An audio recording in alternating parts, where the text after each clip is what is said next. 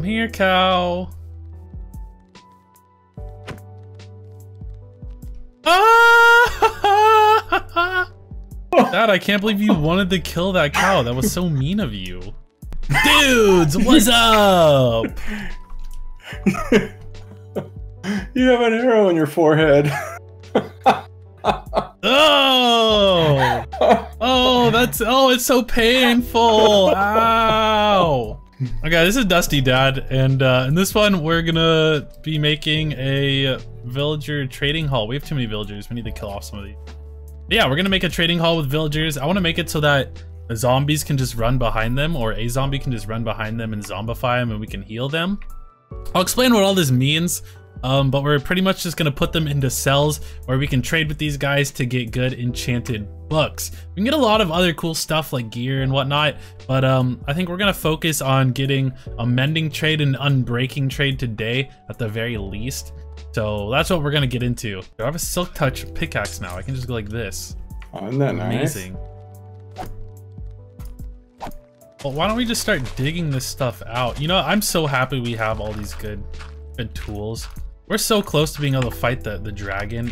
I feel like once we get like mending and unbreaking and stuff, and maybe make a mob farm, we should just go fight the dragon. Well, Dorito just came by and killed one of our cows, and he made a little monument for it. So I asked him to help us dig out some of this. So he helped us dig out some of it. I appreciate that, Dorito. Okay, cool. So we dug out this whole area, and we're gonna spruce it up a little bit. We're gonna make it look nice because I have a feeling that we're gonna be spending a lot of time here. So what we're gonna do is we're gonna come up with a pattern to just repeat to make it look kind of nice, using I think maybe stone, maybe even some granite in there, maybe even some andesite, maybe even diorite. Who knows? We might get a little crazy, and put some planks in there as well. All right, so this took us about an hour to do, but we got it done, and now this place is looking really nice. So it's gonna be a nice little cell. It's gonna be a nice area to just hold villagers indefinitely. Yeah. We need to come up with a design for how we're actually gonna hold them in here. I don't know how we're gonna get them down here. We could build a tunnel that they have to walk through. Okay, so we're gonna get the villagers and bring them down here. These are gonna be their little cells that we're gonna hold them in. Maybe I shouldn't call them cells. Mini apartments. This is the workstation that we're going to use because we want librarians and we want to get enchanted books. So we're going to get lecterns and turn the villagers into libraries. So if we put down the lectern or any workstation, the villagers will naturally pathfind to the workstation. So we're going to make some lecterns and get them to pathfind down here, and we kind of bridged it off so that they wouldn't be able to go anywhere else. I think this is the only place that they can actually end up is down here. In case you guys couldn't tell, trading with villagers is super overpowered in the game. I'm gonna put a screenshot of all of their possible trades on the screen right now. So essentially what you need to do is make farms for the trade so you can get tons of stuff and trade with them to get emeralds, and then use those emeralds to get valuable items in the game. What we're doing here is we're trying to get librarians because we want to get enchanted books so that we can get fully enchanted gear so that we're strong enough to take on the Ender Dragon. That's the goal, that's where we're headed, and that's what we're trying to do. This is a quick vibe check. Let me know how hard you're vibing down in the comments below. And if you're vibing hard, make sure you leave a like and subscribe so that you can join the Dusty tribe. Cool, let's get back into the video. So we're gonna make some lecterns, put them in here, and just let them actually pathfind into the lecterns. Okay, so I think this is how we're gonna lure them in. I think we're gonna try and do one at a time. I'm sure more than just one will get out. We're gonna try and lure them in here and then just put a block in front of them so they get stuck in the little mini apartment here. I'm gonna open this up, Dad. All right. Are they coming? There's one. Oh, he already got a hat. Oh, he took the barrel. What? Yeah, I don't know. He wasn't supposed to take the barrel. Don't take my barrel. Go away. My barrel. Get in there, dude. Yeah, get him. There we go. Yay. Also, these guys are really hard to deal with. They won't go where you want them to go. They'll go everywhere you don't want them to go. There's a couple tricks to taking advantage of their pathfinding. And what pathfinding is it's like a path that is coded into the game for mobs. Passive mobs have it, but it's a little bit more random. And then also villagers have it. And hostile mobs have it. So hostile mobs will pathfind towards you. Villagers only pathfind at a couple points. When they're babies, they'll pathfind to beds to play on the beds and play as kids. When they're adults, they'll also pathfind to the bed, but at night into sleep. And then during the day, from 8 in the morning to 4 p.m. in Minecraft time, they will pathfind to a workstation so that they can work. So that's why we put the workstations down, to try and get them to pathfind to the workstation. So we had to do less of the pushing them around, and they would just go into the slot. Oh my gosh, the trades are so bad because I killed them earlier in the episode. Oh my gosh, how do I make their trades go better? I don't like it. Oh my gosh, they're just on top of you. I know. Oh, he stole the bed. Oh. What a guy. Okay, so what we did was we trapped all these guys in here, and they're right behind all these blocks. So now what we can do is we can just put the lectern in front of them.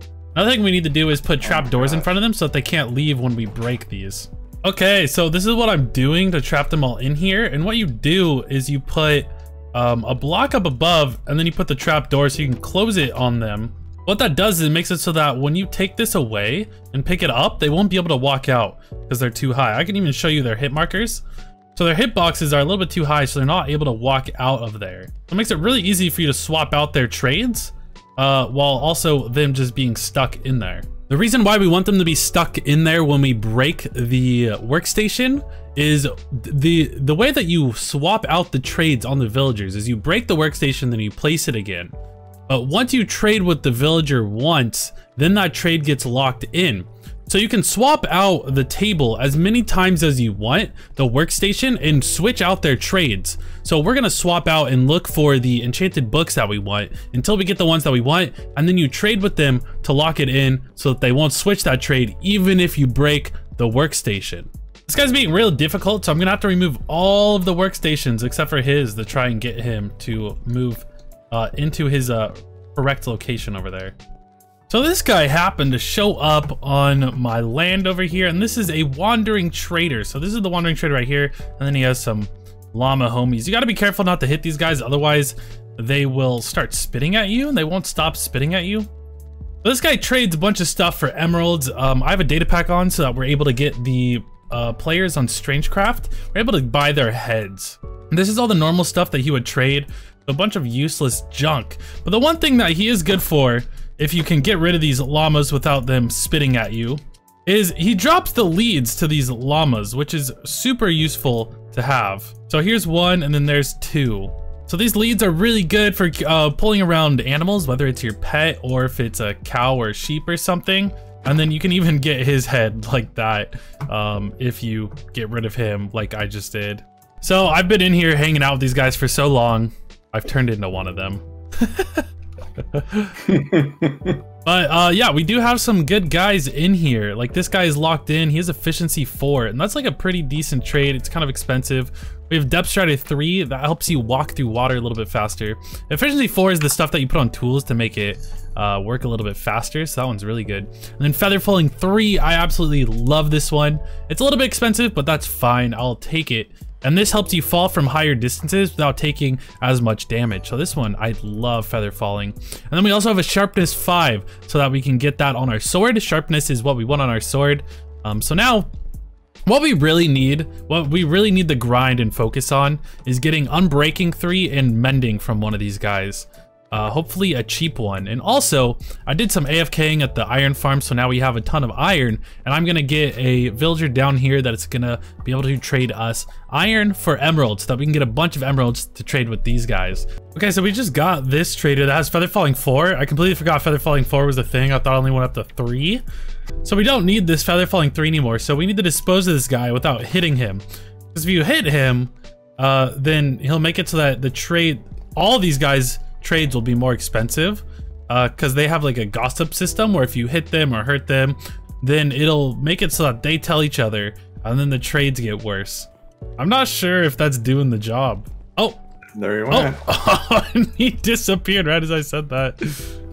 Oh, poor guy.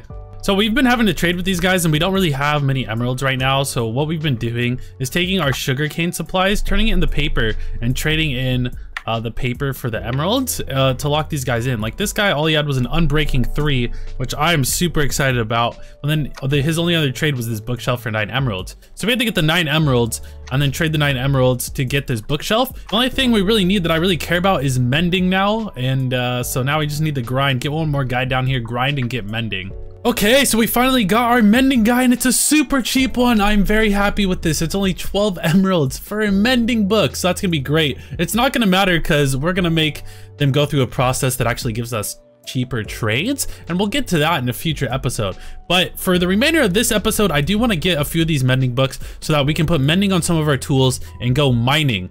Because if we can go mining with mending on, we can just get as many diamonds as we want, which makes it so that we can get more gear, so we can get more enchantments on our gear with our XP farm and have god level gear. So last thing we're gonna do in this episode is get another villager down here to trade us for our iron ingots, because we have quite a bit of iron ingots from our iron farm. And then we're gonna get some mending to get on some of our tools. All right, so we're gonna bring down 3 of these guys and we're gonna make smithing tables, because those are the guys that guaranteed an iron trade for emeralds. So this is the recipe for smithing table right here. So I'm gonna go ahead and make 3 of these, and then we can put their workstations in the back right here. And we're gonna do the same thing where we trap them in here, or try and get them to pathfind into the spot on their own. Okay, so we got the 3 guys in here. A 4th one came down, so we just decided to turn them into another librarian. So now what we need to do is either trade them for coal or for his stone hoe here. And we need to level him up to the level to where he will trade our iron for emeralds. All right, so this guy will trade me coal. So I'm just gonna go ahead and do this. That's literally all of the coal I had though. Now I guess I'm just buying stone axes from him until he levels up his trade. And then if we wait a little bit, we should see particles. I didn't see the particles, but his next trade is the iron trade, which is great. So I'm gonna do that same thing and level up these guys. I wasn't as lucky with these guys. They don't have the coal trade, so I'm just gonna have to use the paper to get emeralds to trade with these guys to level them up. Okay, so I was AFK at the iron farm, so I think that we should have a lot of iron in the chest up here. Oh, and I added a little collection system. I made hoppers that fed into a chest, and what hoppers do is when items drop into them as entities, you can decide where the items go. So you can literally make items go into a chest, and wow, that's a lot of iron. Now I did see all 3 of those guys have the iron trade, which is great. One of them is a 4 for 1 emerald trade, and the other 2 is 3 for 1. So I'm just gonna keep doing this. Oh, and you can only trade with them 12 times before they max out. So that's why I wanted 4 of them. That's why I didn't just do like 1. And what I mean when I say you can trade with them 12 times, you can do that 3 iron ingot for 1 emerald trade 12 times. And you can do it all at once just by holding down shift and then clicking the emerald to output the emeralds. And that all happens instantly. So you do that 12 times, you get the 12 emeralds, and then they won't trade again. And then you have to let some time pass, and you can do that 3 times within the workday. So altogether, you can do 36 trades in a day with each villager. Well, there we go. Now I have 36 emeralds. But now that we have emeralds and the book, what I'm gonna do is I'm gonna come over here and I'm gonna buy as many of these mending books as I can. And I can get 3 of them. So Dad, here you go. You can put mending on your fortune pickaxe. Okay, cool. So now we have mending on a fortune pickaxe. I'm gonna name it Shredder just so I know which one it is.